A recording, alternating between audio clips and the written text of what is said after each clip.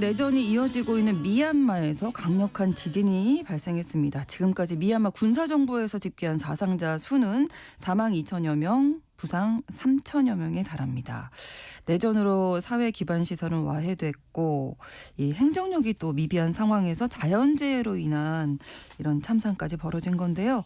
이런 비참한 상황은 군부 정권과 반군 모두에게 큰 도전이 될 것으로 보입니다. 오늘 글로벌 이슈에서 이 문제 다뤄보겠습니다. 한겨레 신문 정의길 선임 기자 나오셨습니다. 어서 오십시오. 안녕하세요. 자, 강진 발생 5일째인데요. 내전 때문에 구호 활동까지 지금 방해받고 있는 상황이라서 사상자가 기하급수적으로 늘고 있다. 네. 예, 이런 내용이 나오고 있는데 일단 미얀마 내전부터 좀 짚어주시죠. 어떻게 시작이 됐는지. 현재 미얀마 내전은 지난 2020년 11월 총선에서 아웅산 수치 국가고문의 민족민주당이 압승을 하자 군부가 이를 부정하고 쿠데타를 일으키면서 시작됐습니다. 네. 당시 선거에서 민족민주당이 상하원 의석 중 거의 70% 이상을 차지하는 압승을 하니까는 군부는 투표일 전부터 네. 부정선거다 이렇게 주장하다가 그 선거 결과에 따라서 의회가 소집되는 2021년 2월 1일에 아침에 비상상태를 선포하고는 무력으로 집권했습니다. 그리고 선거 결과를 다 무효로 시켰습니다. 그래서 군사 정권에 저항하는 운동이 일어나기 시작했고 네. 결국 군사정부에 반대하는 모든 세력들이 합친 국민통합정부 NUG라고 보통 말을 하는데요. 결성됐고 네. 자신들이 미얀마에서 유일한 합법적인 정부다. 임시정부다. 이렇게 선포를 하면서 무장투쟁 단계까지 들어간 거죠. 네. 여기에 독립 이후부터 변경 지역에서 계속 무장투쟁을 벌여왔던 소수민족들도 가세하면서 반군부 연합 무장투쟁이 벌어지면서 내전이 계속 심화되어 온 거죠. 네, 그러니까 2021년 군부 쿠데타가 어떻게 보면 직접적인 그렇죠. 원인인 네. 건데 네. 사실은 미얀마 같은 경우에 2차 대전 이후 독립한 이후부터 계속 내전이었죠. 내전 상태였던 그러니까 미얀마는 엄격히 말하면 현대사 사상 가장 긴 내전을 치르는 나라입니다. 이번 내전도 그 내전의 일환이라고 할 수 있겠죠. 네. 원래 미얀마는 서기 11세기 그 미얀마 중심에 있던 버마 왕국이 그 원형인데 19세기 제국주의 시대 때 영국의 식민지가 됐다가 네. 이 식민지에 반대하는 운동이 벌어졌죠.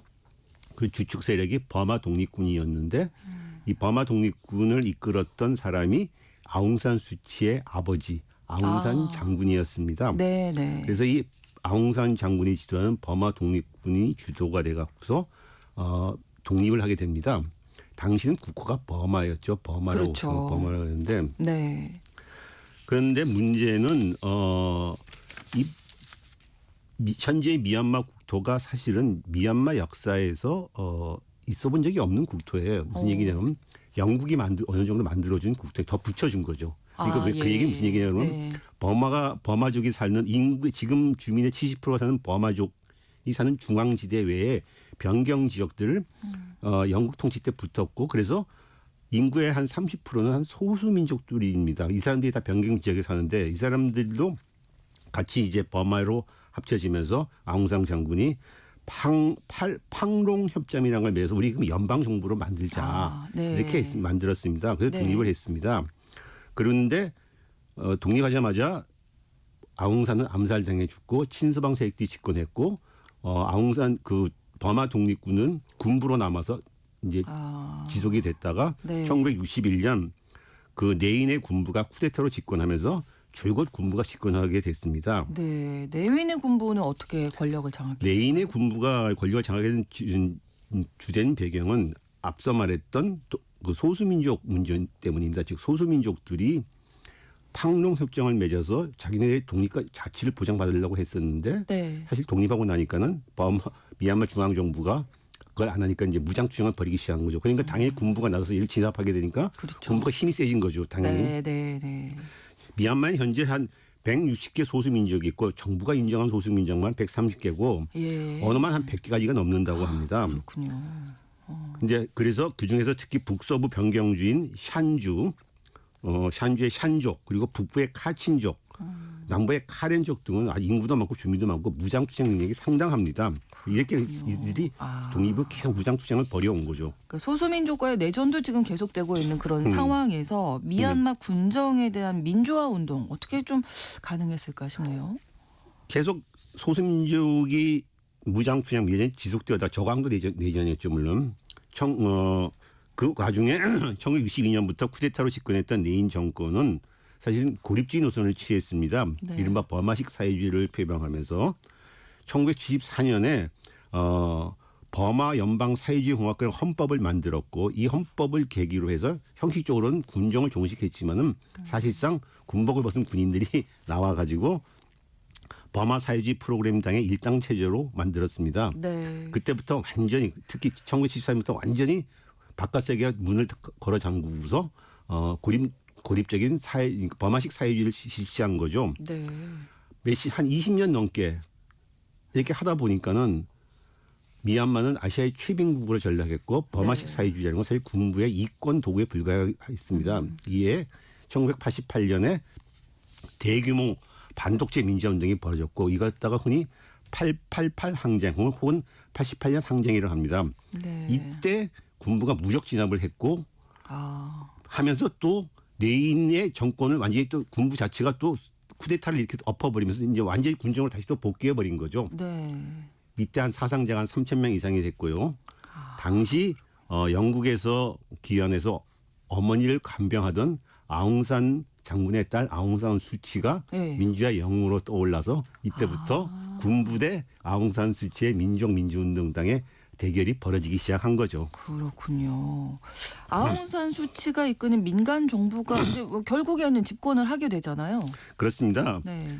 그때부터 시작된 이제 민주화 운동이 이제 축적이 쌓이면서 결국 군부는 2015년에 네. 다당제 선거, 완전한 다당제 선거를 실시하면서 했고 여기에 참가했던 아웅산 수치의 민족민주당이 의석의 70% 이상을 얻으면서 집권에 성공했습니다. 네. 여기까지 오기에는 크고 작은 민주화 시여 항쟁이 있었습니다. 특히 2007년에 88 항쟁에 버금가는 샤프론 혁명이라는 게 있었습니다. 이제 샤프론 혁명 당시 승려들이 많이 나왔고 승려들이 입었던 승복이 샤프론 색깔이어서 샤프론 혁명이라고 합니다. 네.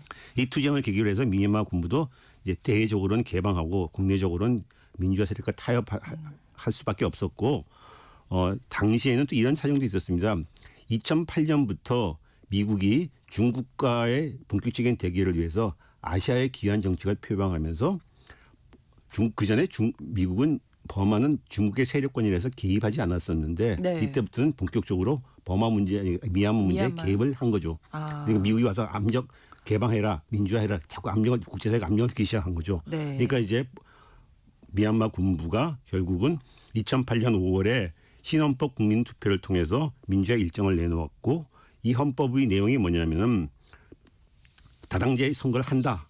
하지만은 의석의 25%는 군부가 지명한다. 그리고 국방 치안 관련 강령은 군부가 지정한다. 이게 약간의 민관과 군부의 권력 공유를 하는 헌법을 내놓았습니다. 네. 이 헌법으로 통해서 결국 2011년 형식적인 민정을 통하고 그다음에 2015년에 아웅산 수치의 민족민주당이 참가를 해갖고서 네. 의석의 의석의 70% 이상을 압승을 해서 결국 집권을 하게 된 거죠. 네. 근데 앞서도 말했지만 이 체제는 민간과 군부가 권력을 공유하는 체제입니다. 그러니까 네. 의석의 20% 25%는 자동적으로 군부가 가져가고 네. 또 군부 정당이 또 따로 있었고 예. 그리고 앞서 말한 대로 국방 치안 관련 중요한 무력을 사용하는 강요들은 군부가 지명하고 네. 그리고 또 아웅산 수치는 헌법에 따라서 대통령에 취임 못합니다. 왜냐하면 외국인과 결혼한 사람은 대통령이 될 수 없다. 그래서 국가고문 겸 외교장관으로만 취임하게 했습니다. 아, 그렇군요. 어쨌든 집권을 했는데 그래서 네. 두 번째 선거 즉 2020년 11월 선거에서도 또 민족민주당이 압승을 했는데 이제 군부가 이번에는 취소시켜 버린 거예요. 그러면서 이제 내전이 시작된 거죠. 그렇군요. 그러니까 이게 군부와 민간 정부가 같이 권력을 공유한다는 게 갈등의 불씨가 항상 사실은 있는 거잖아요. 그렇습니다. 불안불안한 거죠. 네. 자, 군부가 왜 또 다시 이렇게 쿠데타를 일으키고 군정으로 돌아가게 된 건지. 2020년 11월 총선에서 군부는 물론 자신들이 과반 이상을 획득할 거라고는 생각까지는 못했겠지만은 적어도 과거보다는 의석을 많이 늘릴 거라고 생각을 했었는데 그렇지 못했고. 생각해 보니까 더 의석이 줄어든 겁니다. 그러니까 위기감을 느낀 거죠. 야 이렇게 가다가는 진짜 우리가 완전히 퇴출될 수도 있겠다. 그게 가장 컸었고 네. 또 하나는 앞서도 얘기했던 독립후 계속 지속되는 소수민족 문제가 좀 있습니다. 군부는 2017년에 서부 연안 라카인주에 있는 무슬림 주민들 소수민족의 로힝야족에 대해서 대대적인 소탕 작전을 벌여가지고 네. 약 70만 명의 난민 위기가 로힝야족 난민 위기가 발생했습니다. 네네. 군부가 이렇게 국제사회 비난을 무릅쓰고 로힝야족 난민 사태를 일으킨 것은 사실상 자기들의 역할을 갖다가 제고하기 위한 거죠. 지금 봐라 난민 문제 있으니 우리 군부가 필요한 거 아니냐 이런 식의 그거죠. 그리고 또 버마족들 다수민족인 버마족들은 로힝야족이 무슬림이고 자기네들은 불교도가 아니기 때문에 상당히 혐오하고 싫어했습니다. 네. 아웅산 수치는 이 문제에 있어서 사실은 군부의 그 소탕 작전 강경책을 지지해 준 거죠. 그러니까 자기도 그걸 얻으려고 하니까 이렇게 됨으로 해서 아웅산 수치는 외국에서 지지도가 신망과 신뢰가 확 떨어지게 됩니다. 너 왜 인권 노벨상을 받은 사람이 소수민족 난민 탄압에 가세를 하느냐. 네. 이렇게 되면서 군부는 군부대로 힘이 커지고 아웅산 수치는 국제적인 지위가 약화되고 네. 이런 상황 속에서 군부가 이제 선거 결과가 그렇게 나오니까 쿠데타를 다시 또 일으킨 거죠. 그렇군요. 자, 지금 강진이 일어났기 때문에 네. 지진 복구에 뭐 온 힘을 쏟아도 모자랄 상황인데 글쎄요, 어떤 영향이 좀 있을 거라고 보세요, 내전에 이번 지진이. 여태까지 미얀마에서 지진과 태풍 그러니까 열대성 저기압이 네. 많이 불어서 큰 영향을 줬습니다. 특히 2008년 5월에 14만 명의 사망자가 나왔던 사이클론 그러니까 열대성 저기압 나르기스 사태가 대표적입니다. 네. 당시 미얀마는 이 태풍이 부는 와중에서 이제 신헌법 국민투표를 실시하고 있었는데 네, 네. 그러니까 13명 재산제가 나니까 이제 안팎에서 구조 구호 활동을 벌여야 된다. 외국의 지원을 받아야 되는데 군부가 그걸 거부하다가 네. 도저히 안 되겠으니까 그럴 순 지금 없었겠죠. 이제 네. 국회 다시 문을 열고서 외국의 구조 구호 활동을 받아들이면서 외국과의 타협을 할 수밖에 없었죠. 네. 이것이 앞서 말했던 이제 그 민주화로 가는 문호를 열기 시작한 사태가 된 거죠.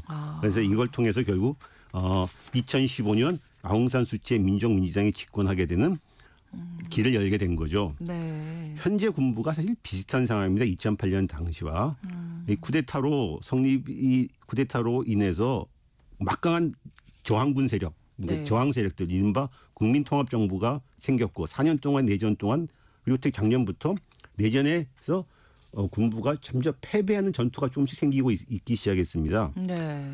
특히 그 북부의 샨주, 서부의 라카인주에 대해서 미얀마 정부군이 대대적으로 대패를 해갖고서 네. 통제력이 상실되고 있죠.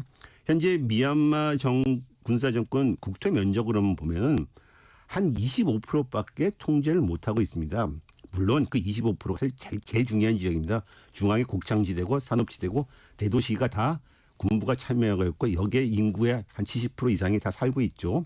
그리고 그 반군 및 소수민족들은 42%를 통제하고 있으나 그 대부분은 사실 미얀마 독립 이전부터 소수민족이 살던 땅들이었습니다. 어쨌든 간에 반군은 작년부터 막강했던 그 군사력이 위축이 되면서 반군에게 밀리고 있는 상황입니다. 네. 이런 상황에서 이제 지진을 명분으로 해서 뭔가 타협을 해야 되지 않냐 그리고 그럴 필요가 있지 않냐 이런 얘기가 나오는 거죠. 그렇군요. 지진이 이렇게 군부라든지 반군에게 구체적으로 영향을 준 사례가 있을까요? 반군은 지금 지진이 나자 그 다음 날부터 당분간 2주 동안 부분간 휴전한다. 그리고 네. 우리는 방어적인 조치 외엔 취하지 않겠다 그랬습니다. 그런데 군부는 여기에 대해서 아무런 반응은 없습니다. 오히려 지진한 피해 지역을 공습하고 아직도 공습 등을 부분적으로 강행하고 있다고 합니다. 하지만 군사 정권도 앞서 말한 대로 4년간 내전 끝에 네. 밀리는 상황인데 군사 작전은 현격히 위축돼 있고 뭔가 이제 명분을 만들어내서 타협을 해야 되지 않냐 이런 얘기가 많이 나오고 있습니다. 네. 어떻게 좀 변화가 있을 것으로 보이시는지. 현재 군부는 내전에서 공군력에 의존하고 있습니다. 네. 그러니까 지상전에서 이제 사람들이 많이 없게 되니까 그리고 반군 쪽은 전투기를 갖고 있지 않으니까요. 네. 그런데 이 공군력을 유지하려면 중국과 러시아의 도움을 받아야 됩니다. 그런데 쿠데타 이후에 사실 중국과 러시아도 미얀마에 대한 도움을 주기는 사실 눈치가 좀 보이는 부분이 있습니다. 근데 이번에 지진이 나니까 이제 적극적으로 도와주겠다, 구조활동하겠다 하겠습니다. 그렇죠. 네. 그러니까 그렇게 되면은 미얀마 군부로서는 이런 구조 활동에서 중국과 러시아를 다시 받기 위해서는 뭔가 자기들 타협을 해야 되고 그 명분을 줘야 되지 않겠습니까? 네. 그래서 이번 지진 사태는 군부나 반군 모두에게 네. 뭔가 이 양날의 칼이 되지 않겠냐. 즉 군부 정권의 민심 위반 커질 것은 분명하고 네. 또 반군 이를 기회를 잡을 수 있을 거고 또 군부로서는 이를 명분으로 해서 뭔가 타협을 낼 수 있지 않겠냐. 뭐 이런 얘기가 나오는 거죠. 외적으로는 이제 중국이 또 변수가 되겠네요. 중국이 최대의 변수로 갈 수 있습니다. 네. 왜냐하면 미얀마에서 군부가 성장한 배경 중에는 앞서 말한 소수민족인데 네. 소수민족 외에도 또 독립 이후에 중국에서 건너왔던 국부군 문제가 있습니다. 즉 옛날 중국 내전 때 공산군에게 패한 국부군들이 네. 버마 북부를 점령했습니다. 이 북부군을 갖다가 무찔러 버리려고 쫓아내 버리려고 미얀마 군부가 현재 전 중국 정부와 협력을 할 수밖에 없었죠. 그렇군요. 그러면서 둘 사이의 우호 관계가 아주密切하게 쌓았습니다. 네. 아웅산 수치도 집권 이후에 중국과의 관계를 좋게 하려고 노력했습니다. 이거 네, 중국은 알겠습니다. 이제 중국이 어떤 입장을 입장이야. 취할지 이게 이것이 아주 이제 제일 중요하죠. 네. 그렇습니다. 한겨레 신문 정익일 선임 기자와 함께했습니다. 오늘 고맙습니다. 감사합니다. 신성원의 오늘 세계는 내일 다시 뵙겠습니다. 고맙습니다.